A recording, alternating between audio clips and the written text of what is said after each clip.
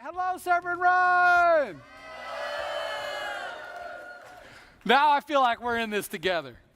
If we're not, don't act, just pretend. Okay, so here's the whole thing. Last week we started a brand new message series called Life is Better Connected. And those of you who are in Connect groups, you know what you're supposed to do. And so last week, as we began to talk about this series, we said this. We said we're never going to be able to really experience a connected life until first we're connected with the Father. And so we talked about how we can go about being connected with the Father. The advice that Jesus gave his disciples just a few hours before they would feel so disconnected, right before he was going to go on to his crucifixion and eventually resurrection. But those 3 days, those haunting 3 days for them, and his final words to them right before they were about to go through that disconnected portion of their life. And so We talked too about, what is supposed to happen, that we can either decide to prune kind of the old dead wood out of our lives, the things in our lives that aren't serving us. They're not serving our relationship with our Father very well. They're not serving our relationship with others very well. The stresses, the anxieties, the things that we put our hope and our faith and our trust in, like our 401ks. We said that, hey, we can either prune those things ourselves, or that storms in life will come along and they will get pruned. And then the best thing to do is not to try to, after the storm has come, try to reattach things to the tree, but rather than to throw them where Jesus said to throw them together and to burn them. Because really, it is when we're sitting around the campfire together, when we've burned all of that extra stuff out of our lives, that we are able to begin to discover our place of presence, recognize that God is always with us, and then really begin to also enjoy a relationship with others. And so last week, we kind of gave you something really, really practical to be able to do. How many of you, now I recognize that this could be disconcerting to some because I'm about to ask this question. We do not have facial recognition software in the building. Now, I know we're real close to the NSA, and if we could figure that out, I would love it, because then that way we would know who was here every week. But I'm just going to ask you to, trust you. How many of you were here this last week when we practiced just finding a place of presence? How many of you were here? How many of you did that at some point during the week? Like you went ahead and you took that practical tool. Well, for those of you who weren't here, we're gonna do it again this morning for just a moment. Because there really can be those times in our lives when we get so stressed out, we get so, worked up, anxiety builds to such an extent that we just need to remind ourselves of what it means to be in God's presence. He's with us at all times. He's everywhere, but it's us taking the moment to be able to recognize his presence. And so we gave you a real practical tool that you can use. Here's what I'm going to ask you to do. Just close your eyes for just a moment. Close your eyes for just a moment. Try to forget everything else around you. Sit completely, perfectly still. I want you to take just a really big, deep breath. Now breathe it out. Breathe it in again. Breathe it out, and just attempt to totally relax right now. Nothing else is going on. It's just you and God as you continue to breathe. Right now, I just want you to breathe in Jesus. Just say Jesus as you breathe in a big breath. And breathe out love. Breathe in Jesus. Breathe out joy. Breathe in Jesus. Breathe out peace. And in Jesus' name we pray. Amen. That's a great space, isn't it? It's a great space to take yourself whenever you're caught up in all of the anxiety of life. When you're caught up in all of the crazy, just taking yourself to that place of presence, that place of recognizing, God is here right now with me. If we can begin to do that, it'll be amazing how much more can change in our lives. But don't we wish that life could just be that all the time? To where we could just feel that calm, that cool, that collected, that we could just experience love, joy, and peace all the time. Wouldn't that be nice? How many of you are introverts in here? You're like, that would be really nice. If I never had to deal with anybody else ever again, if I could go live on an island by myself and just do that, that would be amazing. But here's the truth. We can't just sit there like that all day, can we? That doesn't pay the bills, does it?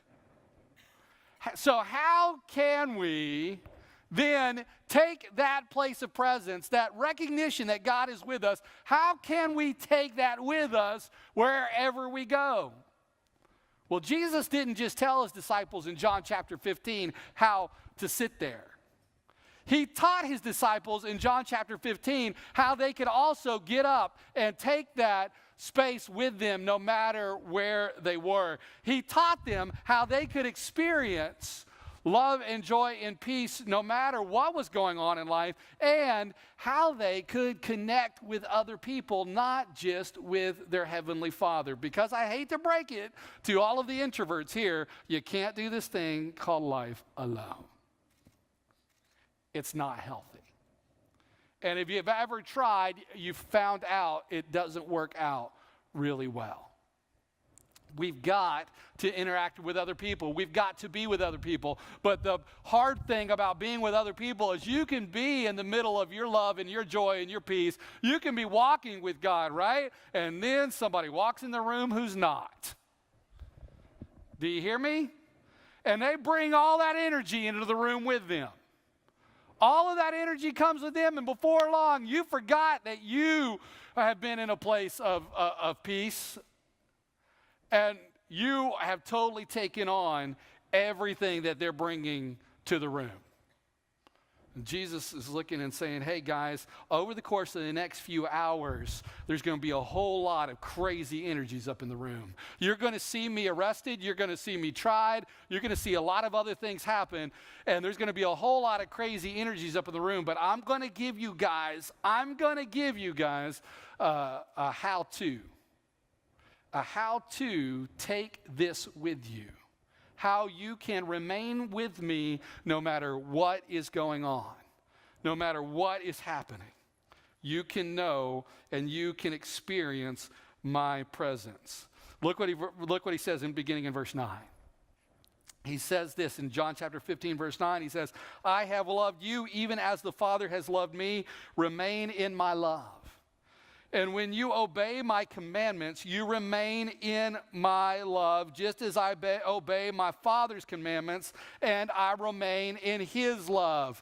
And now I'm stressed out again. I mean, I was doing good in the first few verses of this chapter when Jesus was just kind of teaching me how to just remain in him. How to just be cool, calm, and collected and know that he's there and that he's got everything under control. And then Jesus comes to his disciples, and this is the advice that he wants to do. He wants to talk about commandments. I hate that word. How many of you like the word commandments?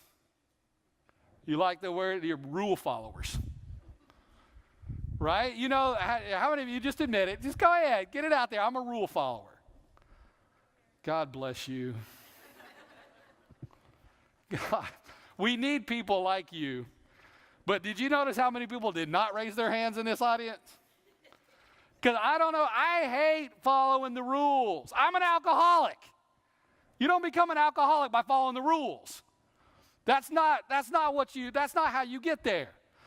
You become an alcoholic because you don't like the rules. because the rules don't apply to you. And so here's Jesus talking about all of this space of love and joy and peace. And now he's looking and saying, if you want to keep it, then follow my commandments. I don't like commandments, and neither did the disciples. The disciples didn't like commandments because they had grown up in this totally crazy religious rule-following, commandment-centered lifestyle. When you said the word commandments, they immediately started back through all of their Sunday school history and all of their religious upbringing. And when they started thinking about commandments, they're thinking, man, well, the first commandment, you remember the first commandment was, hey, Adam and Eve, don't touch the fruit. Don't reach out there and eat of the fruit of the tree of the knowledge of good and evil.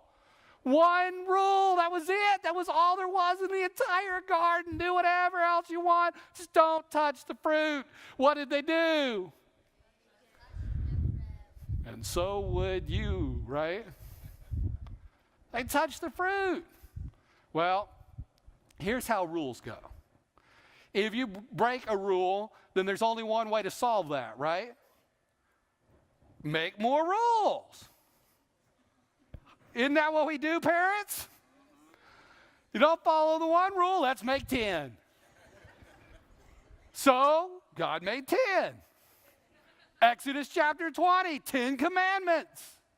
Here's 10 rules. You couldn't get the one right. You got kicked out of the garden for that. So here's the 10 commandments. Surely you can figure out thou shalt not murder. Right? You can handle that. Don't lie. Don't steal. How'd that work out? Did we follow those? By the time we get to the disciples, what we discover is that there are 613 rules because we've now added Deuteronomy and Numbers and Leviticus. I know I did not say them in order for those of you who follow the rules and you're all freaked out right now. Here's the thing, they'd added 613, and then there was a whole subset of rules that went after the 613 rules. And so when the disciples hear Jesus say something like commandments, just follow my commandments, they're sitting there like, oh, here we go again. Jesus, this is the reason why we started following you in the first place, because you didn't seem like you were following the rules. You've been working on the Sabbath since day one, healing people. You turned water into wine. That doesn't exactly sound like a rule that's followed if you're going to church. I mean, Jesus, look at all the stuff you've seen that you've been in the face of every religious person that you've ever come in contact with. Jesus, you don't follow the rules, but yet you're now going to stand here and tell us that, hey, here's the commandment. You're going to go for it? The disciples, I would imagine, were just a little bit disturbed because they had discovered that rules hadn't quite exactly worked out from them. But here's the facts. Jesus was about to throw them a curveball because whenever Jesus used language, he always used it just a little bit different than what everybody was thinking. When he said words like commandment, he was always thinking of how to define commandment just a little bit differently than everybody did. Jesus always threw curveballs, which means it was always a strike, but it looked a little funny getting to the plate. And Jesus was about to throw these guys a curveball. And look what he says. In verse 11, I have told you these things so that you will be filled with my joy. Listen, if you'll follow the rules, then you'll be filled with joy. How many of you are filled with joy whenever you follow the speed limit? Oh, yeah. You mean following the speed limit doesn't just overflow you? Jesus says if you follow his rules, it'll overflow you. How many of you're just filled with joy whenever you do exactly what it is your spouse told you had to do? Anybody filled with joy that way? Huh? Ooh, we just started something.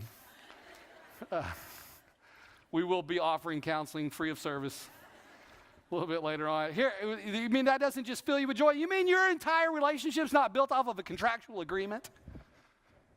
I won't ask you to say whether or not your Some people's relationships are built off of contractual agreements. I can tell you how those usually work out.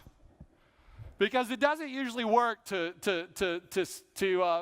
base your life off of the law, does it? This doesn't make for fantastic relationships.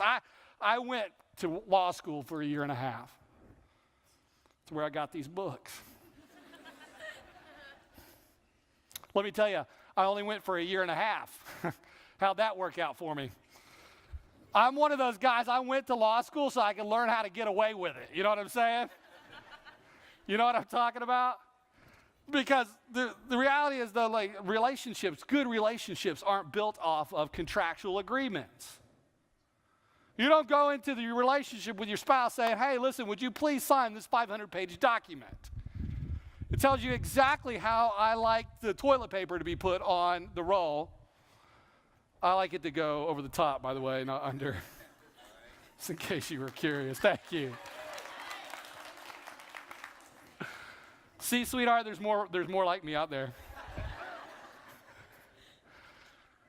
Right? That's not what makes great relationship is law. But here's Jesus. He's saying, hey, what I want you to do is I want you to follow commandments. And here's his commandment. Verse 12, this is my commandment. This is the curveball. I want you to love each other. I want you to love each other in the same way that I have loved you. You know, the problem with relationships that are based off of contractual agreements, the problem with relationships that are based off of the law, which here's the reality, even though most of us would say we don't have contractual relationships, oh, maybe somebody hasn't signed the paper, but we're walking around with a set of rules that everybody else better follow, aren't we? We have a certain way that we think that they ought to be living their lives, and if they're not living their lives that way, then we'll be more than happy to sit down and have a conversation. We'll be more than happy to let them know that, hey, listen, that's not the way that we do things. We do things a different way. Because whether or not we want to really admit that the way that we operate is with contractual relationships, we do. We have a certain way that we know that our spouse is supposed to behave themselves. We have a certain way that we know that our children are supposed to live their lives, right, moms and dads? We know what they should be when they grow up. Because if they'll just do this, then they'll be okay. We know how our boss is supposed to run the company that he founded. We know how our church is supposed to do things. We know, don't we? The problem with knowing so much, the problem with walking around having these kind of contractual relationships with everybody is the fact that, you know, lawyers don't just get together and agree on stuff, do they? They have to have a judge. And when we think we know so much, you know something? We always set ourselves up as the judge, don't we? We don't ever look at our spouse and say, hey, why don't you decide what happens from now on? Does that ever happen? Man, you guys are quiet right now. There's a lot of really serious people in this room. We don't ever look at our spouse and say that. No, because we always set ourselves up as the judge, right? We're the ones that know. But can I remind you what a problem this knowing is? Because what was the problem back in the garden? What did we reach for? We wanted to know, didn't we? We wanted to be the one that decided what was good and what was evil. We wanted to be the one that decided this is the way that you should live your life because I know. We wanted to set ourselves up as the judge, and we wanted to set ourselves up as God. But Jesus comes, and he says, I got your commandment for you right here. Your commandment is to love each other the way that I have loved you. No judgment. There's no judgment in that. I simply want you to love in the way that I have loved you. Here's the reality. Most of us now are waiting for the formula. Well, then how did Jesus love us? I don't know. I know you could go ahead and give me, a whole lot of theological formulas, but the reality is, how did Jesus love you? How does Jesus love us? I'm not totally sure. Oh, I know he died on our behalf. I know he died because of us, but how does he love us? I think that we need to step back. And that we might need to kind of drop some of the formulas that we've come up with over our entire lives about who Jesus is and how he loves. And maybe we just ought to go back to his word for just a little bit. Maybe we ought to read Matthew, Mark, Luke, and John and not pay any attention to what our Sunday school teacher told us about those stories. Maybe we ought to go back and read Matthew, Mark, Luke, and John and not really pay a whole lot of attention of necessarily what you've even heard from this stage about those stories or some teacher on TV or whatever it may be. Maybe we just ought to go back and read the life of Jesus. Just Matthew, Mark, Luke, and John, and just look, how did this God-man walk around and experience life? What was he like? What were his interactions like?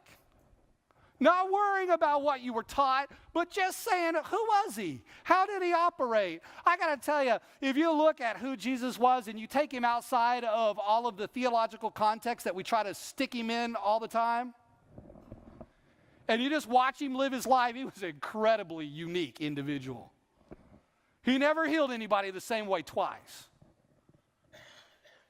I mean, his reactions to people about discipleship were pretty nuts. It would be like, hey, listen, you know what? Go and sin no more. What, that's it? There's not a follow-up class for this? I mean, somebody teach me. He's like, no, just go. I mean, Jesus just kind of lived this life of love, and sometimes we just got to go back and just kind of pay attention to what does the story say about him? How did he interact with other people? What did he do? I don't know. Figure it out. That's what this journey is. That's what the mystery of this journey is. We're all trying to figure out this amazing thing, this infinite thing called the love of Jesus. And it's going to take us a while. It's going to take us the rest of our lives if we're really serious about it, because there isn't any huge formula. Here's a couple things that I do know. I know, love doesn't force us to do anything. God doesn't force you to love him. Love doesn't force anything. For those of us who are married, we need to hear that, don't we? Love doesn't force our spouse to do anything. For those of us who have kids, we need to hear that, don't we? Love doesn't force anything. Forced faith is religion. Forced work is slavery. Forced love is despicable. Right? Because love doesn't force. I think the most amazing thing that when I look at these stories of Jesus in Matthew, Mark, Luke, and John is that he just came and he just decided to be with us. He tells us in John chapter 3, verse 17, that he did not come to condemn us. He came to be with us. Love is just with us. I don't know a whole lot about love. I'm still trying to figure it out, but I do know that I've experienced some of it. I know that I've experienced a lot of what Jesus' love is like. I know that 7 years ago, I sat on a couch across town while I was pastoring a different church. I sat on that couch and I looked at my wife one particular night and I said, "Sweetheart," I said, "I am an alcoholic. I have a problem. I know I do. What to do about it?" Our church was growing. Things awesome were happening.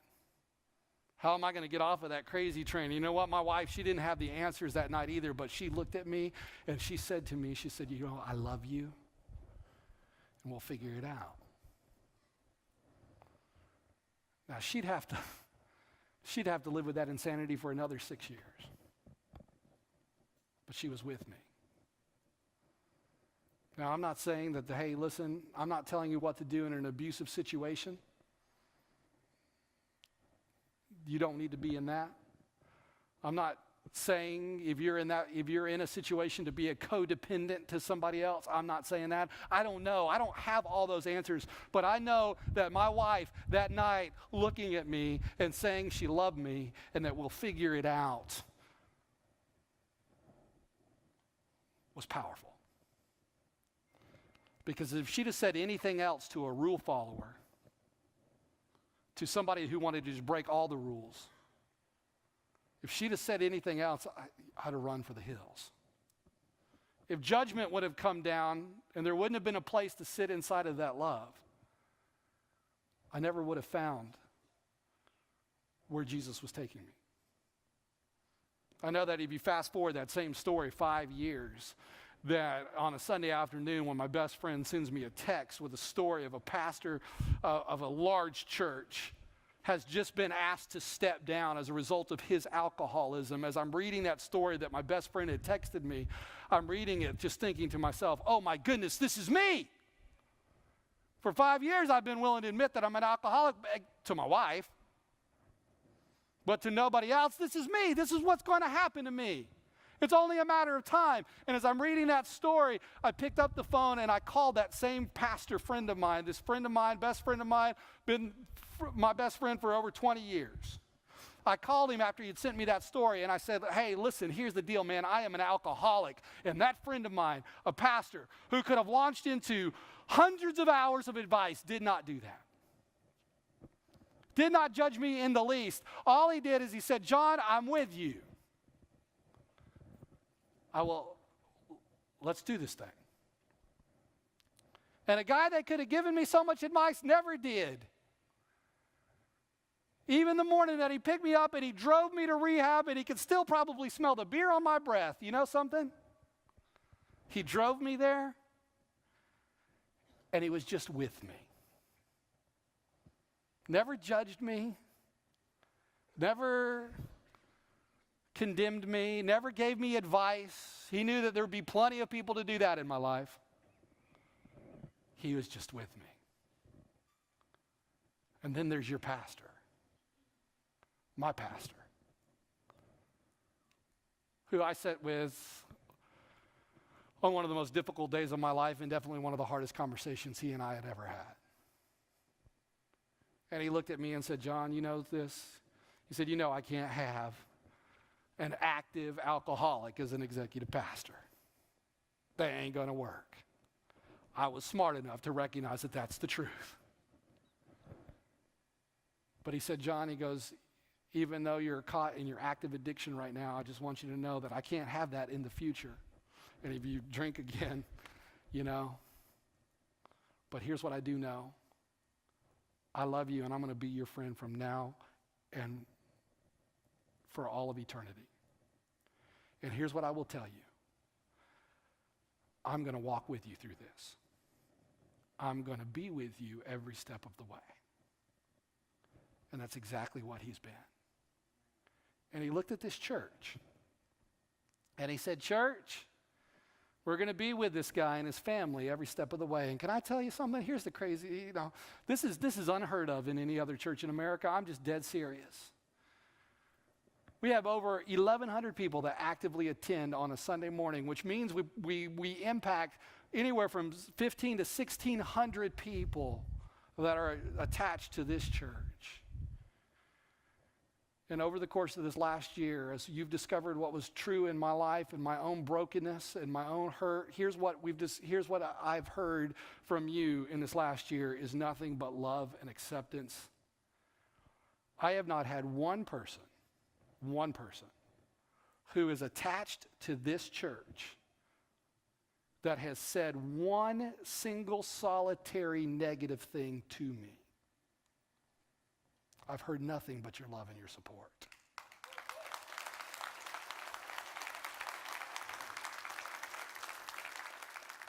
Love is just being with. Folks, God can work out the rest of the stuff.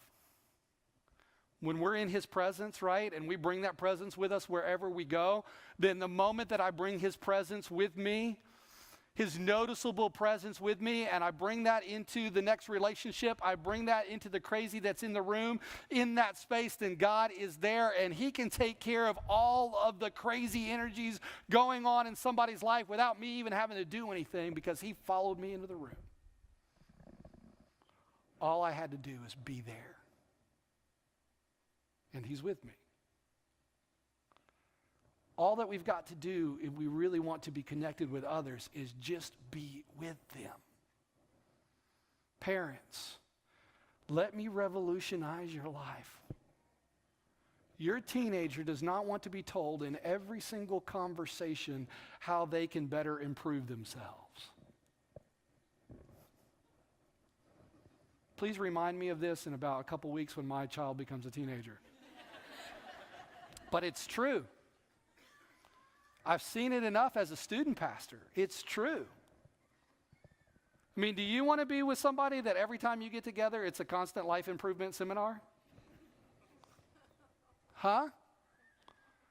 You wonder why your kid doesn't want to hang out with you? Hey, parents of adult children, same goes for you. They're adult children. You want a better relationship, just be with them. Your spouse doesn't need to hear every single thing that they're doing wrong every single time you're together. Just be with them. Hey, your boss doesn't need to know that, hey, this is the wrong direction for the company that you started. Maybe just be with them. Maybe the greatest way that we can show love is to just be with. Just this last Friday, I had the opportunity to have coffee with an old friend. I had not sat down with them and talked literally in a few years. And we met for coffee, and we went in and we sat down. And as we sat down, we were given, one of these cups. And I told him, I said, can I just tell you, do you remember back in the day when you could go to a coffee shop and they didn't give you one of these to-go cups? So they used to give you a real mug. This makes it feel like I'm here to go. This doesn't make it feel like we're sitting down here ready to camp out for a little while. It makes it feel like you could walk out on me any minute because you've got your to-go cup. I said, I kind of miss real mugs. He said, will you wait just 1 minute? I said, sure. He got up, left the coffee shop. We were not at Starbucks, by the way. Because I know Starbucks will give you a real mug if you ask. People have told me. He walks out of the coffee shop. He walks back in with a real mug that he got out of his car. He sets it down on the table. He says, there, pour your coffee in there. Let's sit, let's stay a while. So we did for 3 hours. Some of you are like, 3 hours? It's called relationship. It's called just being with. If that's hard for you, heaven's not going to be any fun. Because heaven's going to be all about it. A relationship with God. Being with one another. This is it. It doesn't get more complicated than that.